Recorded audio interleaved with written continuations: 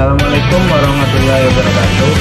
Hai semuanya, perkenalkan nama saya Arizal Majid. Saya dari program studi pendidikan guru sekolah dasar FK Universitas Jambi. Di sini saya akan menjelaskan biografi singkat tentang salah satu pahlawan di Indonesia, yaitu Tuanku Imam Bonjol. Nah, kalian pasti tidak asing lagi kan dengan nama ini. Bagaimana kelanjutannya? Simak video ini sampai akhir ya.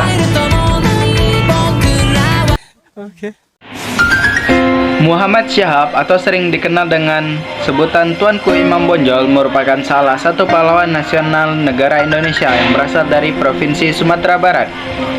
Beliau lahir di Kecamatan Bonjol, Kabupaten Pasaman, Provinsi Sumatera Barat, tepatnya pada tanggal 1 Januari tahun 1772 dan wafat di Minahasa, Sulawesi Utara pada tanggal 6 November tahun 1864. Ayahnya Bayanuddin adalah seorang ulama dan ibunya Hamatun berasal dari keluarga yang taat beragama.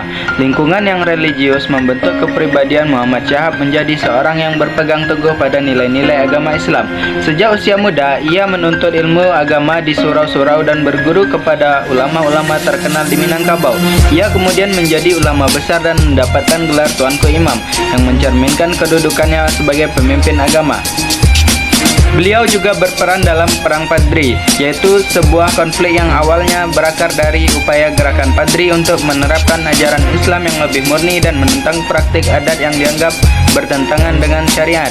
Konflik ini berkembang menjadi perlawanan terhadap penjajahan Belanda ketika mereka ikut campur dalam urusan lokal. Sebagai pemimpin, Tuanku Imam Bonjol memiliki keberanian dan kecerdasan strategi. Ia memimpin perjuangan dari Benteng Bonjol yang terkenal tangguh. Di bawah komandonya, kaum Padri berhasil melancarkan perlawanan yang signifikan terhadap pasukan Belanda meskipun menghadapi kekurangan sumber daya. Di akhir perjuangan, pada tahun 1837, Belanda berhasil merebut Benteng Bonjol melalui taktik pengepungan yang panjang. Tuanku Imam Bonjol akhirnya ditangkap dengan cara licik setelah dipanggil untuk berunding. Ia kemudian diasingkan ke Cianjur, Ambon, dan akhirnya Minahasa, Sulawesi Utara, tempat ia menghabiskan sisa hidupnya hingga wafat pada 6 November 1864. Tuanku Imam Bonjol dikenang sebagai salah satu pahlawan nasional Indonesia. Namanya diabadikan sebagai simbol keberanian dan semangat perjuangan melawan penjajahan. Perjuangannya dalam mempertahankan nilai-nilai agama dan melawan kolonialisme menjadi inspirasi bagi generasi selanjutnya. Pada tahun 1973, pemerintahan Indonesia menetapkan Tuanku Imam Bonjol sebagai pahlawan nasional dan namanya juga diabadikan dalam berbagai bentuk, termasuk nama kota, jalan, serta gambar mata uang rupiah.